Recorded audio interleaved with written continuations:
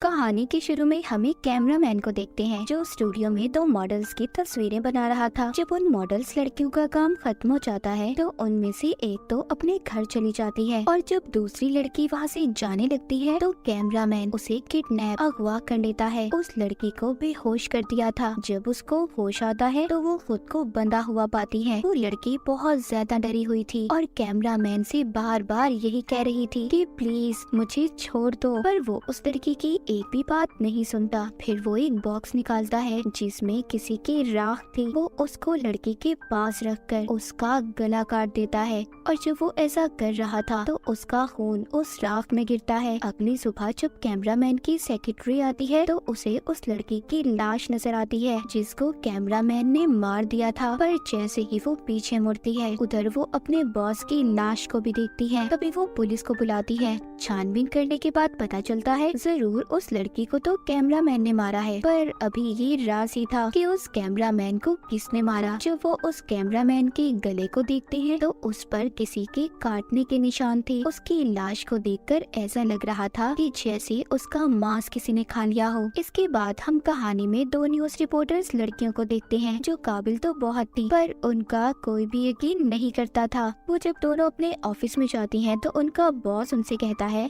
कि इस केस के बारे में पता करें कि आखिर उस कैमरामैन की मौत कैसे हुई, उसे इतनी बेदर्दी से किसने मारा। अब वो दोनों एक लैब की लड़की से मिलती हैं। वो उसको होटल में खाना खिलाती है और इस केस के बारे में पूछती है। वो लड़की उन दोनों रिपोर्टर्स को बताती है कि उस कैमरामैन ने तो लड़की को मारा है। हमें उसके घर से कुछ मोमबत्तियां मिली। उन्हें देखकर ऐसा लग रहा था कि जैसे वहाँ पर कोई रिचुअल, कोई जादू हुआ हो और कैमरामैन की गर्दन पर किसी के दांतों के निशान थे कि जैसे किसी ने उसके गले को चबा कर खाया हो। ये दोनों जब ये सुनती हैं तो काफी परेशान हो जाती हैं और सोचने लगती हैं कि ऐसा आदमखोर कौन हो सकता है जो इंसानों को ऐसे खौफनाक तरीके से खा रहा हो। इसके बाद हमें सैंड्रा नाम की एक लड़की दिखाई जाती है जो योगा करके अपनी गाड़ी की तरफ जा रही थी। जैसे ही वो अपनी गाड़ी में बैठने लगती है तो कुछ लोग आकर उसकी गाड़ी को चुरा कर ले जाने वाले थे, पर तभी जो वो गाड़ी को चुरा कर भाग रहे थे तो पहले ही सैंड्रा की गाड़ी में कोई मौजूद था जो उनको काफी बुरी तरह मारता है और फिर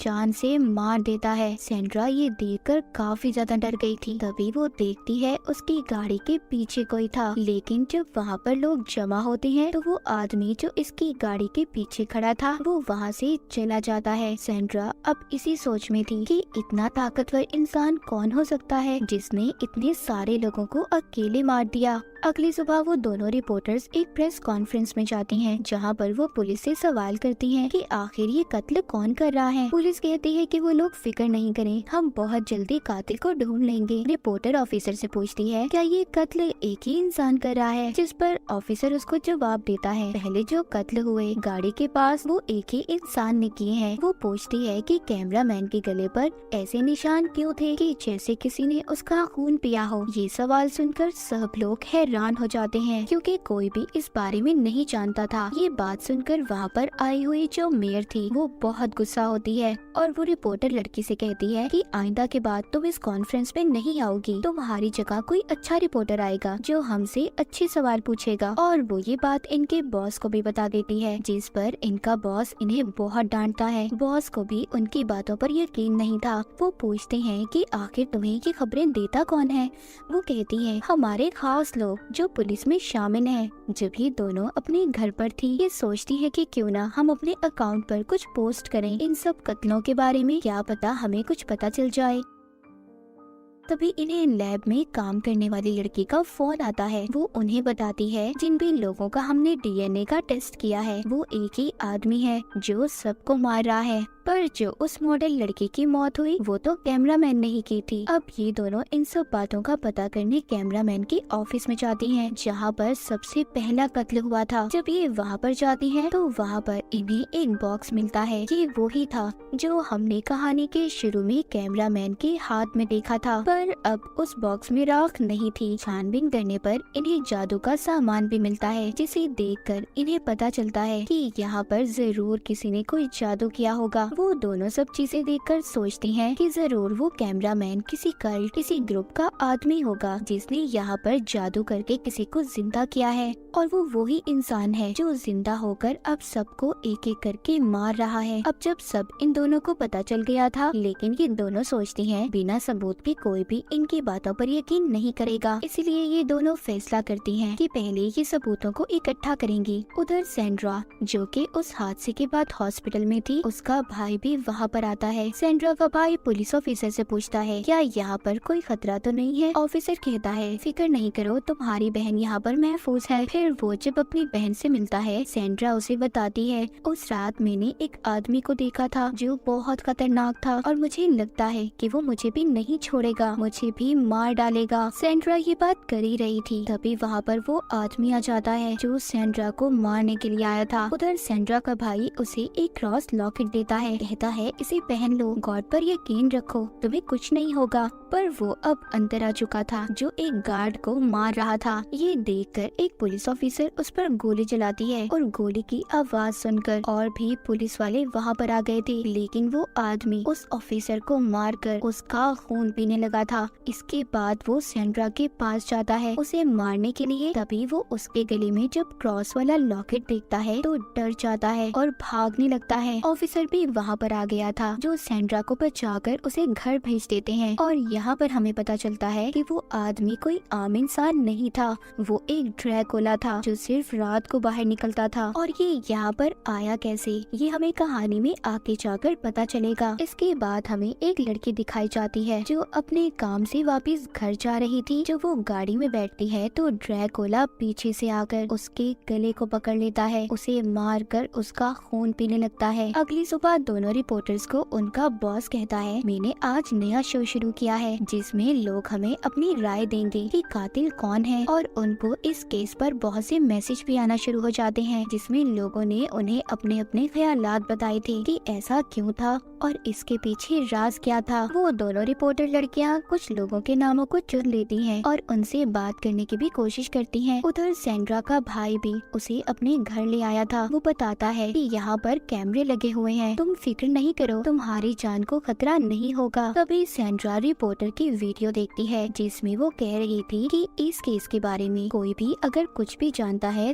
तो हमें जरूर प्लीज बताएं। सेंड्रा अपने भाई से कहती है कि मैं भी इनसे बात करना चाहती हूँ। उधर ऑफिस में दोनों रिपोर्टर लड़कियों से अब एक लेडी बात करती है। वो कहती है कि मैंने आप लोगों की खबर को पढ़ा जिसमें आपने एक कैमरामैन का जिक्र किया था। उसी आदमी से 1 साल पहले मेरी बात हुई थी क्योंकि मैंने उस वक्त ड्रैकुला के ऊपर एक किताब लिखी थी। उस किताब में एक आदमी का जिक्र था जो बहुत खतरनाक था। वो उस आदमी को जिंदा करना चाहता था और वो मेरी इन सारे मामले में मदद भी चाहता था, पर मैंने उसे इस बारे में नहीं बताया क्योंकि अगर मैं ऐसा करती, उसकी मदद करती, तो एक खतरनाक ड्रैकुला हमारी दुनिया में आ जाता। तभी एक और लड़की इनकी वीडियो में शामिल होती है जो कहती है हाँ मैं भी जानती हूँ उस इंसान के बारे में जो ड्रैकुला बनकर लोगों को मारता है। कुछ सालों पहले मेरा भी सामना हुआ था, उसने मेरी आंखों के सामने मेरी दोस्त को मार दिया, लेकिन मैंने उसे मारकर उसकी लाश को धूप में ले आई जिससे वो राख बन गया और मैंने उसकी राख को एक बॉक्स में बंद कर दिया। पर कुछ दिन बाद वो बॉक्स ही चोरी हो गया। ये सारी कहानी सुनने के बाद दोनों समझ गई थी कि ये ड्रैकुला ही है जो अब दोबारा लोगों को मार रहा है और वापिस आ चुका है। जब ये दोनों घर जा रही थी तो तभी इन्हें सेंड्रा की कॉल आती है जो इनको सब बताती है जो सब उसने अपनी आंखों से देखा था। सेंड्रा की बातें सुनकर तो दोनों को पक्का यकीन हो गया था कि ये ड्रैकुला ही है। जिधर सेंड्रा रुकी हुई थी उधर वो ड्रैकुला आ गया था। वो वहाँ पर आकर सेंड्रा के दोस्तों को मार रहा था। सेंड्रा वीडियो कॉल के जरिए दोनों रिपोर्टर लड़कियों को दिखाती है कि वहाँ पर सब क्या हो रहा था। वो दोनों जब ये देखती हैं कि ड्रैकुला कैसे इंसानों को मार रहा है तो वो भी बहुत ज्यादा डर जाती हैं। तभी सेंड्रा का भाई आ जाता है जो उसको वहाँ से ले जाने आया था, लेकिन वो ड्रैकुला वहाँ पर भी आकर सेंड्रा के भाई को मार देता है और फिर सेंड्रा को उसने इनको भी वीडियो कॉल पर देख लिया था। जब ये उसकी शक्ल देखती हैं तो दोनों बहुत ज्यादा डर जाती हैं। वो जाकर सारी बातें पुलिस ऑफिसर को बताती हैं तो वो कहता है तुमने क्या मशहूर होने के लिए ये कहानी बनाई है, अगर ऐसा है तो प्लीज ऐसा मत करो, बहुत फजूल कहानी है तुम्हारी। वो जान चुकी थी कि बिना सबूत के कोई भी इन पर यकीन नहीं करेगा। वो सोचती है कि दिन के वक्त वो ड्रैकुला आखिर रहता कहाँ होगा। वो उसके लिए हथियार भी बनाती हैं ताकि ये उसका सामना कर सके। एक दिन इन्हें एक आदमी का फोन आता है जो इनकी मदद करना चाहता था। वो अब इन दोनों को अपने ऑफिस में बुलाता है। ये पूछती है कि आखिर उन्होंने यहाँ पर क्यों बुलाया है। वो आदमी बताता है कि हमारी डीलर कंपनी है, हम लोग घर बनाकर बेचते हैं। उन्हें बताता है कि मेरे पास एक दिन एक आदमी आया था जिसने मुझे कहा कि मुझे एक ऐसा घर चाहिए जो बिल्कुल वीरान हो और बहुत सुनसान जगह पर, वहाँ पर कोई आता जाता ना हो। मैंने उसे वो घर दे दिया था। वो दोनों सुनकर कहती है कि आखिर ये सब बातें आप हमें क्यों बता रही हैं? वो आदमी कहता है हो सकता है जिस ड्रैकुला की तलाश तुम कर रही हो वो वहीं पर हो। वो उन दोनों को वहाँ की चाबियां भी दे देता है। दोनों अब वहाँ पर जाने का फैसला करती हैं। जब ये दोनों वहाँ पर जाती हैं तो वो बिल्डिंग वाकई ही सुनसान थी। ये वहाँ पर सबूतों को इकट्ठा करने लगती हैं, पर उन्हें वहाँ पर कोई सबूत नहीं मिला था, इसीलिए अब ये दोनों वापस जा रही थी। लेकिन तभी उनकी नजर एक अखबार पर पड़ती है जो 2 हफ्ते पहले का था। उसे देखकर वो सोचती हैं कि अगर यहाँ पर कोई नहीं रहता तो ये अखबार यहाँ पर कैसे आया होगा। तभी वो एक लड़के की लाश को देखती हैं। उधर ही वो ड्रैकुला भी था जो इसका पाँव पकड़ लेता है और इन पर हमला कर देता है। ये दोनों जब यहाँ से भागने की कोशिश करती हैं तो ड्रैकुला ने इनको पकड़ लिया था और बहुत मारता है। उनका खून पीने की भी कोशिश करता है, लेकिन वो दोनों भी हार नहीं मानती, उस पर हमला करती हैं। ड्रैकुला एक रिपोर्टर को तो बहुत मारता है और उसे बेहोश भी कर देता है और दूसरे रिपोर्टर का खून पीने के लिए उसकी तरफ बढ़ रहा था, पर वो भागकर सूरज की रोशनी में आ गई थी। इसके बाद ड्रैकुला दोबारा से उसकी तरफ जाता है जो बेहोश थी, पर अब उस लड़की को भी होश आ गया था और वो एक लकड़ी उठाकर ड्रैकुला को मार देती है जिससे वो बेहोश हो गया था। ये दोनों खींचकर उसे सूरज की रोशनी में ले आई थी जिससे वो दोबारा राख में बदल गया था। इसके बाद हम कुछ दिन बाद की कहानी को देखते हैं। दोनों रिपोर्टर्स बहुत ज्यादा जख्मी थी। कोई भी इनकी बातों पर यकीन नहीं कर रहा था कि इन्होंने एक ड्रैकुला को मार दिया। इसीलिए ये दोनों अभी फैसला करती हैं कि ये दोनों प्रेस को छोड़ देंगी और शादी करके कहीं दूर रहने लगती हैं। कहानी के आखिर में हम एक छोटी बच्ची को देखते हैं जो एक लेडी को ड्रैकुला की राख एक जार में दे रही थी। हम देखते हैं उसके नाखून बहुत बड़े थे जैसे कि वो भी ड्रैकुला हो। तो जैसे उस कैमरामैन ने इस राख के अंदर लड़के का खून डालकर इसे जिंदा किया था, मगर ड्रैकुला ने निकलते ही उसको भी मार दिया। फिर दोनों रिपोर्टर्स ने अपनी बहादुरी से उस ड्रैकुला को मारा, मगर उस ड्रैकुला की राख जब तक इस दुनिया में रहेगी तो कोई ना कोई इंसान उसे अपने फायदे के लिए लड़की का खून उसमें डालकर इसे जिंदा करेगा और ये ड्रैकुला फिर से दुनिया में तबाही फैलाने आएगा। और इसी के साथ ये कहानी यहीं पर खत्म हो जाती है।